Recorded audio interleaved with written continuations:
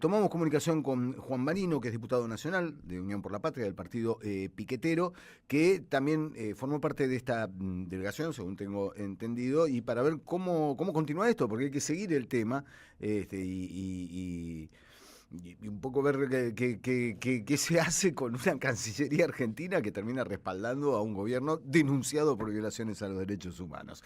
Juan Marino, muy buenos días. Aquí Eduardo Fabregat, en AM530 te saluda. ¿Cómo estás?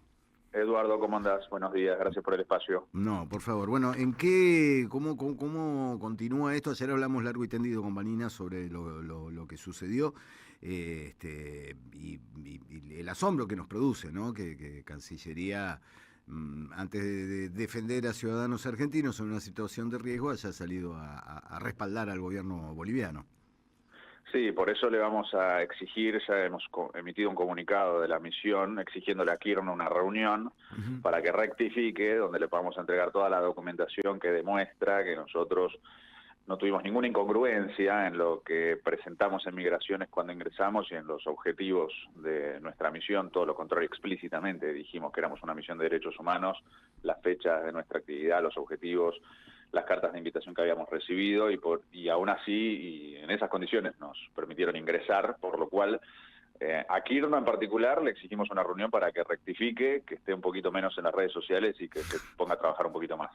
Claro. Se vienen días calientes en el Congreso, Juan, porque bueno, obviamente quería arrancar hablando de esto, porque es una situación realmente singular la que han vivido en Bolivia, bueno, además del maltrato sufrido después de ingresar al país.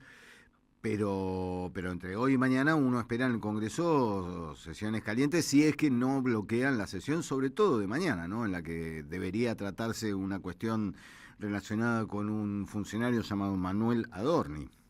Bueno, tenemos, sí, como vos decís, la labor parlamentaria y la posible sesión en el Senado, y al mismo tiempo nosotros en diputados convocamos una sesión para el martes de la semana que viene, para que sea en el Senado, sea en diputados, podamos avanzar con la interpelación y sobre todo la moción de censura Uh-huh. contra Manuel Adorni, que es la Uh-huh. forma que establece la Constitución para que el Congreso pueda remover al jefe de gabinete, porque Adorni no puede seguir siendo jefe de gabinete. La explicación que dio de que se encontró un pendrive con $500.000, la verdad que es irrisoria, es una provocación contra la población en su conjunto. Uh-huh.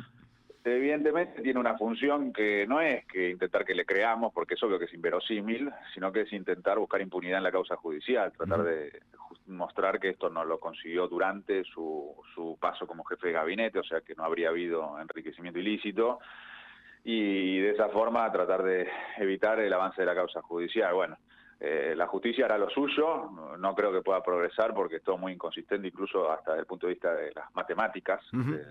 las explicaciones que dio en la entrevista con José del Río, no suman los números básicamente, los Uh-huh. números de las operaciones que dice que hizo con Bitcoin y los $500.000 que habría ganado. Entonces, por un lado está la justicia que lo determinará, pero bueno, en relación con la política y el Congreso, lo que nos corresponde a nosotros es bregar por su remoción. Así que estamos trabajando para que, si en el Senado no progresa en estos días, el martes que viene tengamos quórum y podamos avanzar en los proyectos de interpelación y moción de censura contra Manuel Adorni.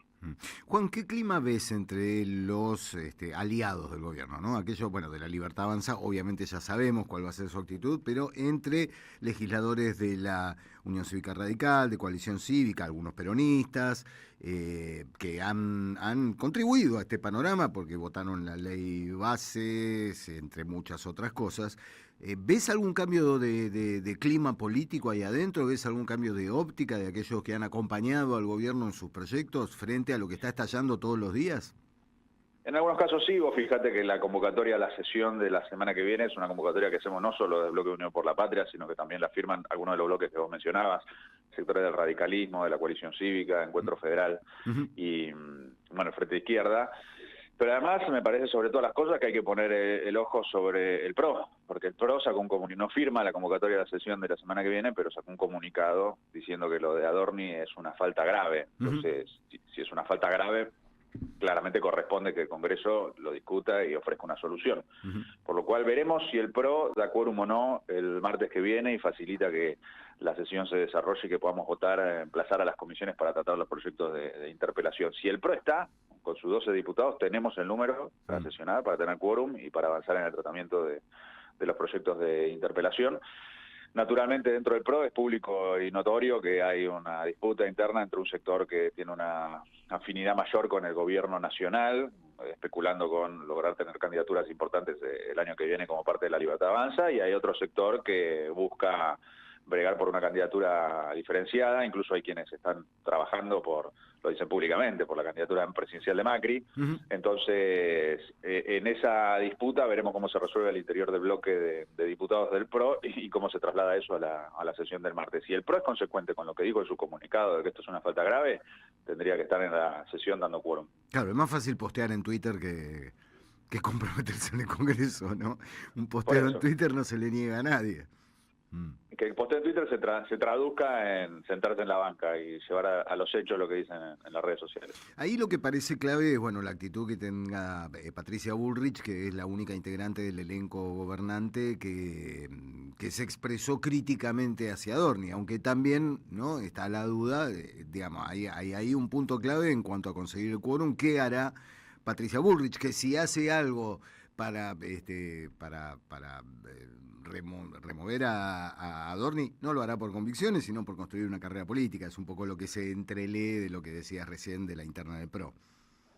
Bueno, está bien, pero si ella es consecuente con lo que viene diciendo con Adorni, también hay algunos diputados que tienen vínculo con ella, sobre quienes ella tiene autoridad política. Entonces, si ella les plantea que vengan a dar quórum, muy probablemente lo hagan. Así que en este es ese momento donde se va a verificar quiénes están dispuestos a llevar adelante las acciones institucionales que se corresponden para que renuncie a Adorni, para remover a Adorni, y quienes hablan para no quedar mal en los medios de comunicación, pero cuando hay que hacer lo que hay que hacer, no ponen los votos. Entonces, en la cancha se ven los pingos y veremos qué pasa entonces en la sesión, bueno, en estos días en el Senado y en la sesión del martes del diputado.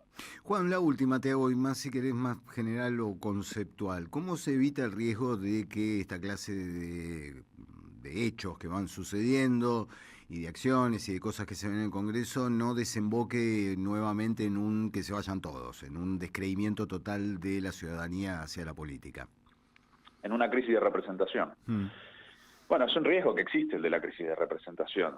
Desde la base social del gobierno está claro, por estos escándalos como el de Adorni y demás, que hay mucha gente que confiaba en Milei que ya no confía más. Entonces, desde el lado del oficialismo se está gestando esa crisis de representación.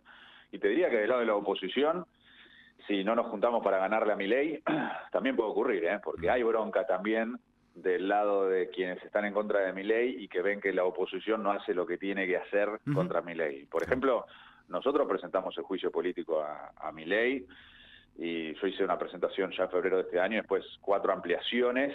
En esas ampliaciones, las firmas que logramos del bloque Unión por la Patria son 12, de un bloque de 95. Ni que hablar de los otros bloques que no presentaron el juicio político.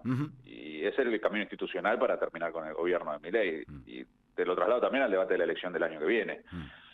Nosotros estamos planteando frente anti-Milei, para ganarle a Milei las elecciones del año que viene, porque es lo que nos pide el pueblo, que se moviliza y que nos dice, basta, no podemos tener 4 años más de Milei. Y hay sectores de la oposición, bueno, algunos, como vos mencionás, que directamente pactan con el gobierno. Y otros que están en una situación de internismo, de divisiones, y que no se pronuncian a favor de un frente anti-Milei. Entonces, eso puede generar una crisis de representación. Imagínate si vamos el año que viene con 3, 4 listas separadas de la oposición y no llegamos ni siquiera al 30 para llegar al balotaje contra Milei. ¿Qué va a pasar con la gente que está esperando que hagamos lo que tenemos que hacer para ganarle a Milei? Entonces, el riesgo de una crisis de representación yo creo que existe, y del lado de la oposición le tenemos que dar una respuesta con estos planteos que te estoy diciendo. Juicio político, ahora, porque ahora hay que ponerle un límite. Lo que está haciendo es gravísimo en todos los planos, lo del mar argentino, entregándoselo a Estados Unidos, o el ejercicio de Daga Atlántica, que es el ejercicio más grande en décadas dirigido por Estados Unidos, donde las Fuerzas Armadas argentinas se subordinan al Pentágono estadounidense, y ahora van a ser las que van a dirigir el ejercicio conjunto con varios países del Escudo de las Américas en Panamá. O sea, están preparando directamente para la guerra, sin pasar por el Congreso. Bueno, son todas cosas gravísimas. O Peter Thiel, en Argentina, se instaló en Argentina, le están armando un paquete legislativo con esto de las sociedades automatizadas para que Argentina sea el experimento del tecnofascismo, y tiene que haber una respuesta acorde, porque la situación es muy grave. Entonces, por eso me parece que para que esa crisis de representación no se desarrolle en esos términos y haya una salida política a este problema que tenemos, que es Milei, que es Peter Thiel. Bueno, el juicio político ahora en 2026 y acorde con eso un frente anti-Milei, que no es que hay que construirlo el día que tenemos que presentar las listas el año que viene, que hay que empezar a construirlo ahora. Ahí el punto, Juan, es, bueno, un frente anti-Milei. Estamos todos de acuerdo que este gobierno es un desastre, que está llevando a la miseria absoluta a millones de personas.